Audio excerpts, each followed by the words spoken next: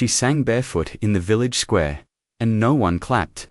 But in the shadows, a Comanche millionaire wept because her voice had just changed both their destinies. Before we continue, tell us where you're watching from and how old you are. I hope you'll enjoy the story. It began beneath the burnished sky of a late summer evening in a village few maps remembered, nestled between red clay hills and sighing cottonwoods.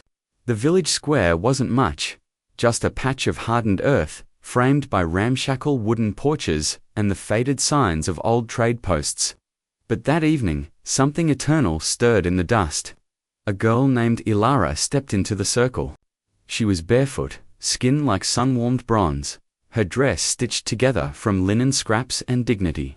Her hair was coiled in thick black braids, worn like armor by women with no one left to protect them. No one had invited her to sing, but that had never stopped her before. She wasn't from the village. She had drifted there weeks ago, like windblown seed, earning her bread by scrubbing pots and hauling water for women who never said thank you. She slept in the woodshed behind the church and bathed in the creek where children tossed stones at her feet. She spoke only when needed, smiled only when alone, and carried herself with a quiet that unsettled people used to noise. They called her Dust Child, no one's girl, the foundling, as if naming her could erase the ache in her voice or the poetry in her eyes. But that night, her voice rose, and the world shifted. She sang an old hymn, not from a book but from somewhere deeper, the place where sorrow meets survival. Her voice was raw but rich, cracked but reaching. The song curled through the air like smoke from a funeral pyre, full of grief and love and the longing of those who'd buried their names beside forgotten gravestones. The villagers stopped. Children froze mid-laugh. Men paused, mid-mothers, withered in shame for ever having pitied her. They didn't know a stranger had arrived at the far edge of the square. Beneath the shadow of an abandoned stable, a rider had dismounted. He wore the trail like a second skin, dust on his boots, silence in his breath. His coat was worn but tailored, the kind that whispered of wealth unclaimed. He stood still, his horse beside him, unmoving, as Elara's voice washed over the dusk. He was Comanche, but not in the way people there understood. His bloodline traced back to a warrior chief whose name still echoed in desert winds. But his money, that came from oil. His name was Cale Whitehorn, and he was one of the richest men west of the Red River. But no one in that village recognized him. He looked too tired, too travel-worn, too unguarded. Yet when Ilara hit the last note, a trembling, aching note that cracked the sky open, Cale fell to one knee. Not from weakness. From memory, he had heard that song before. Not in this world, but in the dying breath of his mother, who used to hum it when the walls of the world closed in. He remembered it as the one thing that ever made his father weep, the melody that haunted him even as he signed contracts and crushed competitors.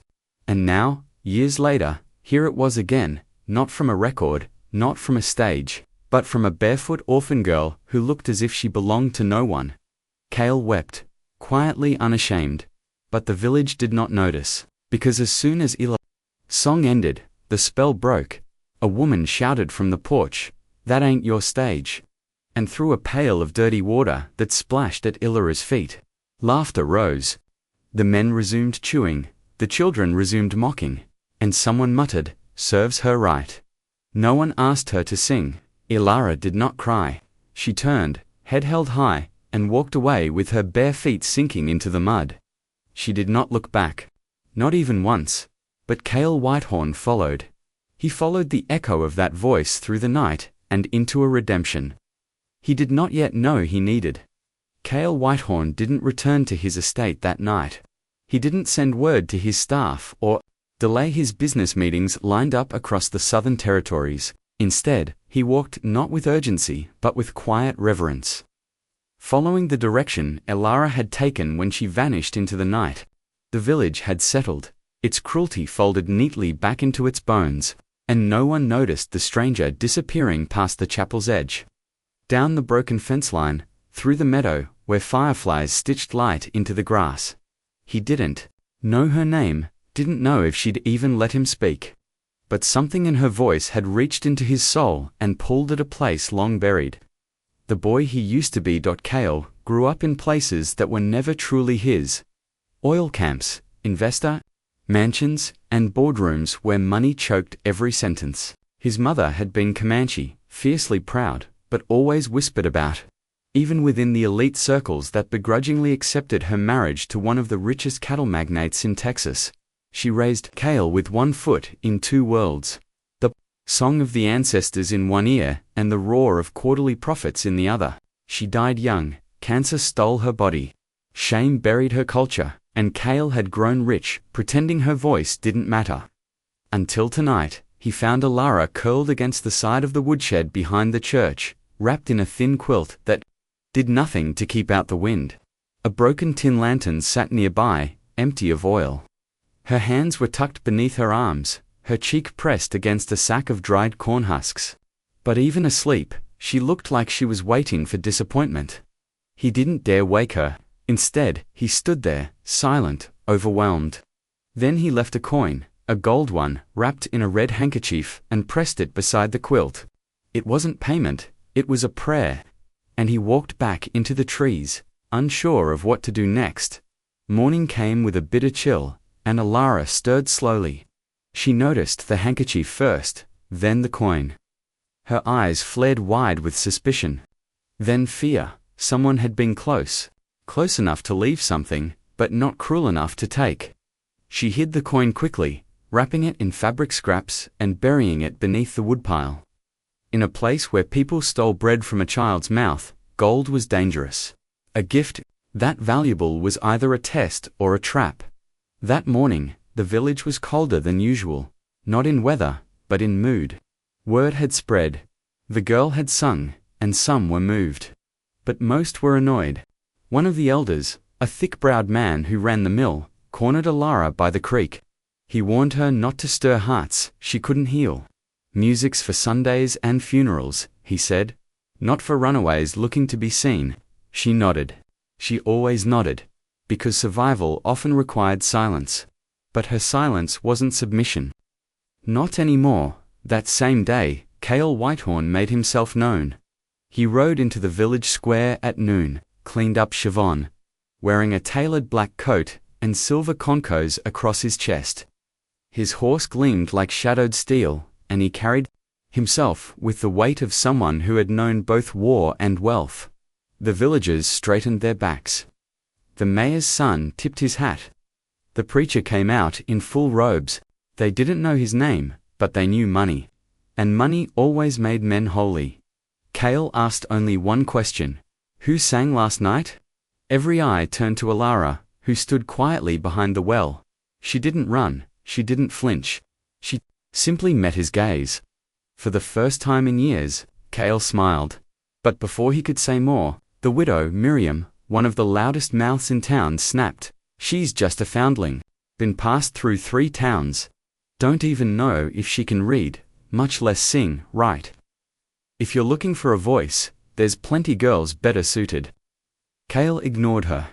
Instead, he did something no one expected. He dismounted, walked to the center of the square, and dropped a bag of coins onto the dirt. It hit with a metallic thud. Then he said to no one and everyone, she sang truth. And truth has value. That was the moment everything changed. Not because he defended her, but because money now circled her name. Alara became dangerous. Not to herself, but to those who'd built their self-worth on her invisibility. And danger in quiet places often starts with a song. The sack of coins didn't vanish that day. It stayed in the village square like a wound no one knew how to heal. The mayor ordered it, locked in the chapel vault until a formal decision could be made. Some villagers murmured about fairness. Others hissed about manipulation. And though no one dared speak against Cale Whitehorn directly, the name Alara became a curse on every tongue that used to ignore her. Alara didn't ask for the coins. She didn't touch them. She barely left the woodshed except to draw water or deliver bread. But still, they spoke of her as if she'd stolen something sacred. She had taken nothing but attention. And in a place where pride was often the only inheritance, Her mere existence now felt like theft. Cale stayed longer than anyone expected. He rented the abandoned tavern near the East Road and hired local boys to clean it out. He spoke little, but observed much. He walked the hills alone, studied the graveyard behind the chapel, and visited the town archives as if memory itself owed him answers. He didn't announce his wealth. He didn't flash his name. But slowly, rumors spread of oil fields bearing his signature, of cattle ranchers bearing his crest, of governors who answered his calls in silence. People began to look at Elora differently. Not because she changed, but because now, when they mocked her, they wondered who might be listening. One woman who used to toss dishwater near her feet now offered her dialed bread. A boy who once stole her shoes left her a carved whistle. Even the preacher began mentioning forgiveness in his sermons, again though his eyes never met hers. But Elora didn't soften. She had seen what kindness built on guilt looked like, how fast it crumbled once the spotlight moved. She stayed quiet, but Cale kept returning. One evening, he found her again by the creek. She was rinsing laundry, knuckles raw, sleeves damp. He didn't speak. He only left a small leather-bound book on the edge of a rock nearby, a hymnal. Old and hand-stitched, its pages yellowed but well-loved. Tucked inside was a note. She didn't open it. Not then. That night, she sat alone in the woodshed, the fireflies dancing beyond the slats, and opened the hymnal. She traced the inked names, written in careful Comanche script, names she didn't know but felt as though she'd heard in dreams. Then she opened the note. It wasn't a letter, just a single line. Your voice belongs to more than these walls. She closed it, and for the first time in her life, she wept without shame. The next morning, her name was on every tongue. Not for her voice, but because the preacher's wife had claimed to see Elora sneaking from Cale's lodge at dawn. It wasn't true, but lies often ran faster than truth in places where suspicion fed the harvest. Whispers became glances. Glances became sneers. And by sundown, the mayor had summoned Cale for a discussion. In the old courthouse, with its peeling paint and cracked pews, the elders sat like vultures cloaked in civility. They spoke in terms of reputation, concern for the village's daughters, and protecting young girls from confusion. They said nothing outright. But the venom was clear. Cale did not raise his voice. He did not defend his actions. He simply stood, looked each man in the eye, and said, I was sent here by something older than money. I heard a voice that healed something inside me I thought was dead. You may bury your heads in your shame, but don't bury her name with it. Then he walked out, without waiting for their blessing, but even as he stepped into the light again, the storm had begun. That night, Elora's quilt was found ripped, her food stolen, her name painted in ash on the chapel door with the word temptress carved. Below it, she said nothing. But Cale said everything without words. He nailed a fresh plank over the chapel door himself, then rode into the hills alone. Because sometimes, justice takes time to ride into town, and redemption needs silence before it speaks. The village awoke to thunder that morning, not from the heavens, but from hooves. Dozens of them. Cale Whitehorn had vanished into the hills 3 days prior, but now he returned, not as a lone stranger, but as a procession. Behind him rode men and women dressed in deep indigo, tan suede, and eagle-feathered bands. Every rider bore the crest of the Whitehorn, Leneja Silver Hawk, embossed on worn leather. But it wasn't their wealth or silence that unsettled the townsfolk. It was what they represented. Truth arriving uninvited. At the center of their caravan was an old woman in a carved wooden wagon. Her eyes were clouded, her face weathered like ancient bark, but her presence felt like thunder made flesh. She was known only as Grandmother Sanikiles, Gratinan and spiritual matriarch of the Whitehorn bloodline. For decades, she'd refused to leave tribal land. But Cale had whispered Elora's name to her, in the tongue their ancestors spoke, and something old stirred in her bones. When they reached the village square, no one moved. It was as if time itself had turned to dust. Cale dismounted and approached the chapel steps where Elora now stood. Back straight, palms folded, her hair braided and crowned with a strip of indigo cloth someone had slipped her days before. She had not run from the defamation. She had not begged for protection. She had only stood, as she always had, quietly daring the world to see her. Grandmother Sani stepped down, holding a walking stick shaped like a serpent winding through cornstalks. She studied Elora for a long, silent moment, then traced a symbol in the air with her fingers. None in the village understood its meaning, but Elora did. Not with her mind, but with something inside her that had never had a name. That afternoon, Sani requested a gathering, one not in the chapel, but in the village square. A gathering where stories would be told. Not through speeches, through song. Alara was asked to sing again, and she did. But this time her voice did not crack from fear. This time, her voice rose like a tide uncaged. She sang, not just for herself, but for every girl laughed out of a room. For every woman whose worth was buried beneath scandal. For every soul who'd ever had their name rewritten by those with louder voices. The song she chose was not the hymn from the first night. It was older. Rooted in Comanche melody but fused with something uniquely hers, a rhythm born from forgotten lullabies and broken-hearted evenings in the woodshed. The notes soared, then softened, then wept and Cale. He didn't just listen, he fell to one knee again, but this time he wasn't the only one. By the end of the song, even the preacher, who had never once spoken Alara's name from the pulpit, was bowing his head, his hands trembling against the hem of his robe. The village could no longer pretend, but still, redemption is never complete without backlash. Later that evening, someone set fire to the woodshed where Elara slept. The blaze caught fast. Too fast. By the time she ran back from the square, the only thing left standing was the lantern Cale had once seen flickering low, her quilt, her scraps of old journals. The book he had given her all ash, only the coin she had buried remained, hot in the dirt but untouched by flame. She held it in her palm until her skin burned. Cale rode in just as the last flame died.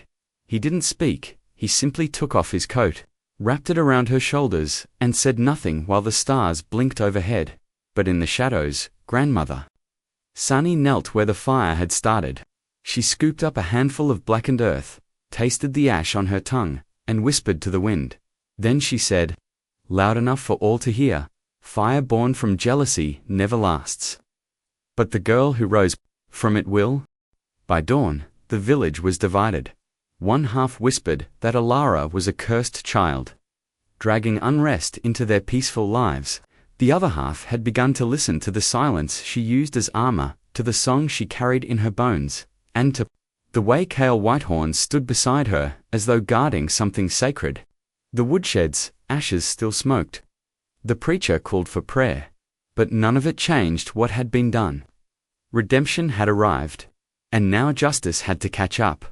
Cale didn't rebuild the shed. He built something else. The very next morning, wagons rolled in from the northern pass, lumber tiles, clay, and stone. Architects followed, dressed in work shirts and boots, but carrying blueprints stamped with the Whitehorn crest. By noon, the village square echoed with the sound of hammers and saws. No announcement, no permission, just action. Right beside the chapel, Cale laid the foundation for something he called the House of Echoes. A school, a home, a space where voices that once had no roof to rise beneath could finally belong. When the mayor approached him in protest, asking about jurisdiction, Cale pointed to the burned woodshed and simply said, "This is what you allowed. I'm building what she deserves." And, for once, the mayor had no reply. Alara didn't ask for the building, but she watched. From the field where wildflowers grew, she sat cross-legged, braiding stems between her fingers and listening to every nail driven into wood. Each hammer strike felt like a heartbeat, returning to a place long left lifeless. The townspeople kept their distance. Some helped in silence. Others muttered about pride and power. But beneath the tension, something else stirred: respect, not for Cale's wealth, but for Alaros' endurance. In the meantime, Grandmother Sani began to teach. She gathered children under the shade of the cottonwoods, chanting old Comanche songs and stories, braided with lessons in kindness, history, and rhythm. Ilara began to join her first, sitting quietly, then humming, then singing soft echoes of the stories. Slowly, the village began to forget the girl they once ignored. They started to see the woman she was becoming. But not all hearts softened. 3 young men, sons of the wealthiest families in town, began meeting after dark. Their fathers had once ruled trade here, and Cale's presence threatened that power. They spoke of fire, of sabotage, of stopping the school's construction. But what they hated most was that their younger sisters now spoke Ilara's name with admiration. That one of them, Lena, the baker's daughter, had painted a mural of Ilara's face on the chapel wall. It wasn't hatred that moved them. It was fear disguised as anger. One night, they crept toward the construction site with a lantern and a sack of nails. But Cale had left nothing unguarded. Atop the roof, hidden in shadow, sat a guard trained on tribal lands, rifle in hand, patience. Forged by years in hostile borders, he didn't shoot.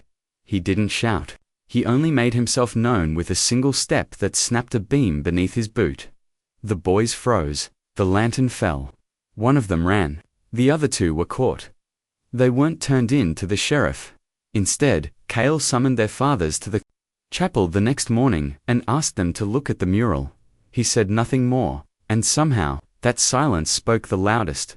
Within a week, those same boys were hauling wood, repainting walls, and handing out tools to the workers. Redemption, after all, didn't just belong to Ilara.